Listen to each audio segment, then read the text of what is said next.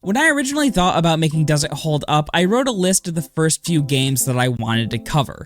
Of those original 5, there's only 2 which I haven't talked about. Dead by Daylight, which I fully scripted and ultimately decided to scrap, and LEGO Star Wars. You heard me. So why LEGO Batman? LEGO Star Wars is more popular, the video would perform better, and it also came first. The thing is, outside of liking whatever a LEGO game is based on, the main appeal is Traveler's Tales' unique way of reimagining the source material. With something like LEGO Harry Potter, Pirates of the Caribbean, or Star Wars, they can play around a little bit, but the overall story of the game and the levels have to be based around events within the movies. This is where LEGO Batman is unique. Traveler's Tales were given full creative freedom with the DC characters, making this the most LEGO of the original LEGO games. At this point, I'd start the episode by saying, we need to talk about LEGO Batman, the video game, and the story goes something like this. But we're going to be doing it a little differently today. I do want to talk about LEGO Batman as an individual title, but since I want to cover other LEGO games like the Complete Saga or even LEGO Batman 2 in the future, and I don't want to sound like a broken record, I think it'd be the best if I described what a LEGO game is first. That way we can always call back to this section of this video. So here we go. What is a LEGO game? At their core, I think LEGO games can be described as a collectathon with many simple puzzles. The game is composed of multiple levels which each have 10 hidden collectibles and a hidden power-up. While you're playing through a level, you'll collect one by one LEGO pieces or studs, which are used as this game's currency and allow you to purchase things like unlockable characters, vehicles, and the aforementioned power-ups. You can use this unlocked content while replaying levels you've already beaten, but you'll need to do it in order to get all the hidden bits and bobs. In my opinion, LEGO games excel at doing multiple things, but the ones that stand out are family-friendly co-op, appealing to completionists, and creativity. There are very few good split-screen co-op titles, especially ones that anyone can enjoy. LEGO has done an excellent job in bridging the gap between generations, both with their physical products and video games. If you have a family of gamers, siblings, or even just looking to play something with a friend, LEGO titles are always a great option. The other cool part is that every LEGO game is available on remote play together through Steam. This means you're able to play online co-op without needing your friends to purchase the game, and that's awesome. We love free stuff. The nature of having hidden collectibles in every single level makes these games perfect for both completionists and those who are just looking to kill some time. All entries to the series will eat away at your free time, especially the later ones. If you're looking for more of a challenge, you could also skip using all the bonuses, which help you 100% the game, and do it all on your own. You dictate how difficult a LEGO game is to complete, and that's something which I appreciate a ton. Creativity in LEGO games is expressed in a few different ways. They love subverting your expectations, especially when they can make a character who's typically serious do something silly.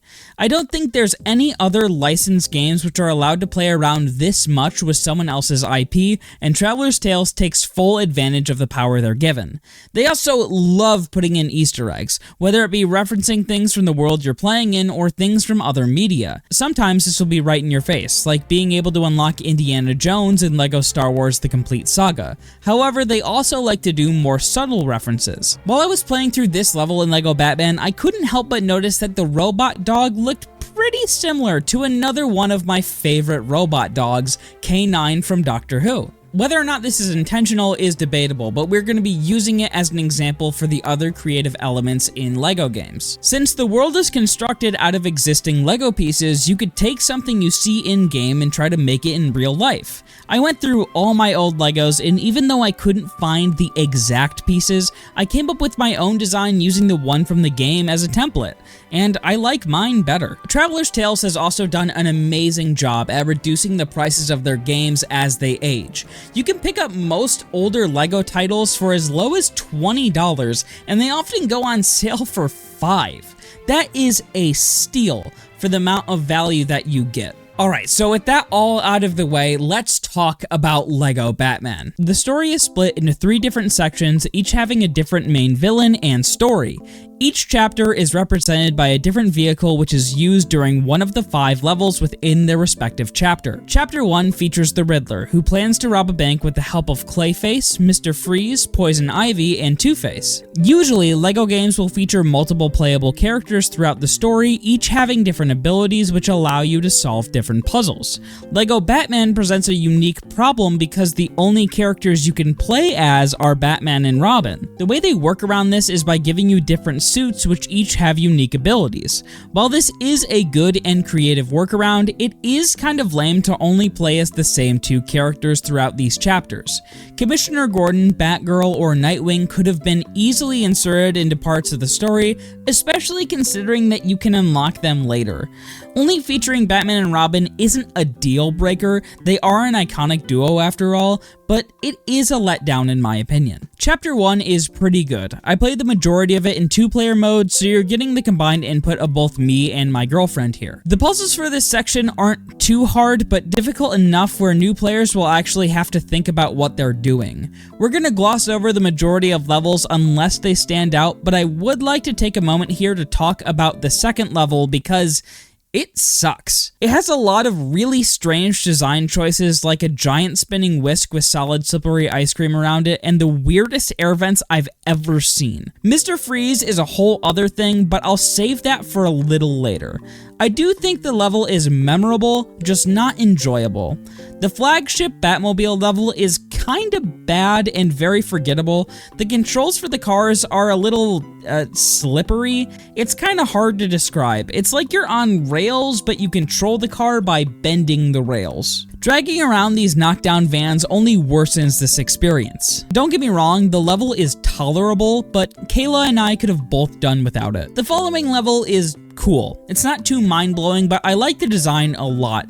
Botanical gardens are some of my favorite aesthetics, even in LEGO, and adding a plant-based villain to that just makes it even cooler. The final level of the chapter is alright. It's so long that at a certain point it kind of feels like it was designed to waste time. Once you finish a chapter, it plays the credits and shows you what percentage of the game you've completed. It does get a little obnoxious to see this whenever you finish the last level of a chapter, but showing you how far you've progressed makes you want to finish the game so much more. As an added bonus, once you beat a chapter, you gain the ability to play through the villain side of the story. You can do this at any time, but I've always beaten Batman's levels first. Do keep in mind that switching between sides after you finish one part of the story would probably help the game feel less stale, especially because you'll be playing as different characters. We'll circle back to the villain side once we finish our hero's journey. Chapter 2 features the Penguin as the main villain, aided by Catwoman, Bane, Killer Croc, and Man-Bat. Go ahead, ask me what their goal is. Take over the world with robot penguins? I would beat one of those twinks with a corn dog. The levels featured in Chapter 2 are better, in my opinion, although strange design choices still occasionally come through. I really like the first level where we chase after Catwoman, however, I was met with an issue during my playthrough. I couldn't operate this robot car. It would sometimes move very slowly or not at all.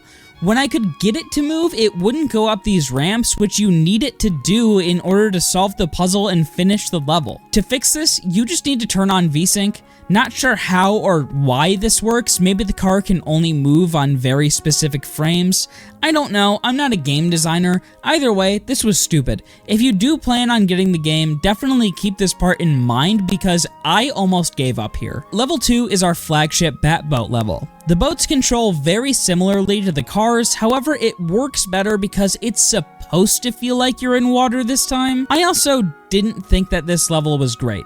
It's better than the car level. I didn't like it or dislike it, it just sort of exists. The same can be said about the third level, which takes place in the sewers with Killer Croc. But the fourth level? It's pretty cool, I guess. You're at a zoo in the wintertime, and sure, it looks cool. Why are there animals outside? No, it's my bad. I just forgot that lions live in the tundra. You thought that this was wild? Check this out.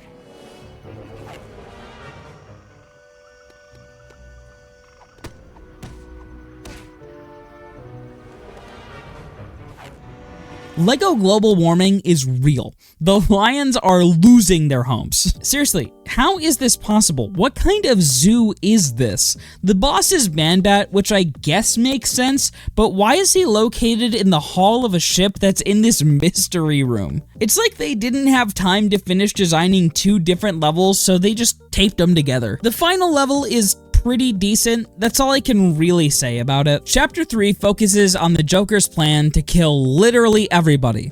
This is a Lego game, by the way. The villains you'll fight in these levels are the Mad Hatter, Harley Quinn, Scarecrow, Killer Moth, and of course, the Joker. I'll be honest, I don't really like these levels much. I like the idea and the execution of some of those ideas, but this part kinda drags on. The first level shows this pretty well. You're in a chemical plant and there's toxic waste all around you, which you have to find ways to clean up or get around. It's a cool concept, good visual execution. The level is too long. The second level takes place at an amusement park, and I think the pacing is a lot better here. If anything, the level is actually too short. I only spent a long time on it because I tried to get as many bonuses as possible while playing through the story. The Batwing or airplane level is actually pretty decent. I just don't like certain aspects of the controls or how shooting things was designed. It took me a while to figure out that you're supposed to use the helicopter to attach to Scarecrow's plane and then use the Batwing to shoot missiles at it. I'm sure that this would be a lot more obvious with 2 players since you could see that you can interact with Scarecrow's plane instead of just flying around confused for a few minutes. I like the idea behind Killer Moth's level, and it was fun running around on the streets, but just like the first level in this chapter, it dragged on a bit. It's a personal thing, but I also don't like when levels are designed so that you can only get 1 or 2 mini-kits during the story mode. The 5th and final level of this chapter takes place inside of a cathedral, which is made to resemble the one featured at the end of the 1989 Batman film, which this game also borrows a ton of music from. Overall, I think that this section of Lego Batman is pretty good. Considering that we're only halfway through the story of the game, I think the amount of content that you're getting for $5 or even $20 is kind of a steal. There's a ton of goofy gags like beating Killer Moth by using a giant light bulb and Robin almost dropping a missile on Alfred, and the Joker pretending to shoot himself. Yeah, those things both actually happen. But imagine putting yourself in the eyes of a small child, looking at the game that you thought you just beat, turning it over and reading, "Play as Batman's foes." The villain levels mirror Batman and Robin's chapters and show how the villains got to the places where you confront them. With the exception of the car, boat, and airplane level, I think all of these are pretty good. The levels are more diverse on account of the villains having different abilities and also featuring more characters throughout the levels. Something that I loved about this section of the game is that I was allowed to be a little gamer gremlin. You see, I like to do a thing while I'm playing games where if I notice a way that I might be able to break something or do something that I'm not supposed to, I will 100% try and try and try and try again until I am either successful or a disappointment. The villain sections give you access to characters with a double jump. Traveler's Tales never considered that a gamer gremlin might play their game. While I think the levels are better as a whole in this part of the game, they didn't stick with me as much, and a fair bit of them either dragged on or just get boring. When it came time for me to 100% this game, I did something that I swore I would never do while trying to film these videos, and that is the ADHD battle station. Let me explain. Usually, I feel like I should try to immerse myself fully in whatever game I'm playing while I'm doing a review. I will often go as far as minimizing my recording software while filming these videos so that the only thing on my screen is the game. For the unaware, I have 3 computer monitors. The ADHD battle station is as follows: YouTube video with autoplay on, Discord DMs I'm actively talking in, and a game I'm currently grinding which I will tab out of every few minutes to respond to messages or to change the video that I'm watching. This is how I finished Lego Batman. You might argue that this ruins my input on the game, but I'm here to argue that I think that this is exactly what Lego games were designed for. They aren't more engaging than other games, they aren't designed perfectly, and sometimes you might be disinterested in whatever's going on, but what Lego games do is give you a reason to keep playing it even when you're bored. They encourage you to collect everything. You don't have to, it won't change your experience much if you do, but doing everything possible is always an option that you have. Like I said earlier, these are the perfect games for killing time. Now it's time to get into my personal score of the game before we discuss whether or not it holds up. This is a LEGO game. It's lacking in certain areas where it doesn't really have to try, like the story, for example. I don't think that it's possible for any LEGO game, especially the older ones, to be rated any higher than an 8. But there's specific things about this LEGO game which bring that score down a little bit for me. For one, there's a lot of issues that you'll encounter throughout the game. Mr. Freeze, when controlled by the AI, will sometimes randomly shoot his gun and freeze you. I did not like playing as Mr. Freeze, but I was forced to if I wanted to move during his villain level. I couldn't imagine doing this with 2 players because this was my reality when there wasn't an instant freeze button. Weird VSync issues aside, there was the occasional bug here and there. It only really prevented me from progressing once, which, while that's annoying, it's not a huge deal. I think my big thing was that later levels dragged on. The story mode felt like a chore to finish at times, which I feel like was only worsened by the lack of character variety in the hero chapters. The vehicle levels aren't good, but are also only featured once per chapter, so I fail to understand why they exist. I don't think anyone playtested this and was like, this goes hard. If anything, I think that they just felt like they needed to include the Batboat, which... no, you really didn't. There's some funny visual glitches you can do on accident, which is cool. I like stuff like that. If you're playing as Batgirl and you switch between characters quickly while on the grapple, you can get her to stand in the middle of the air. Oh yeah, me when, am I right? Mr. Freeze's helmet also disappears behind certain objects, which is just a goofy little oversight. Overall, I don't think that LEGO Batman is the best of the original LEGO games, but I don't really think it's bad either. I'd be comfortable rating it anywhere between a 6 or a 7 out of 10. But that's not really the point of this series, because as many of you know, sometimes the bad experiences are worth experiencing, and sometimes the good ones aren't worth all the trouble. So, does LEGO Batman the video game hold up in today's gaming market? I'd actually say yes. I don't even necessarily think that you need to be a big Batman fan in order to get your value out of this game, especially if you can pick it up on sale for $5. Much like other LEGO games, it's a fun co-op experience and the perfect thing to play if you're just looking to kill some time.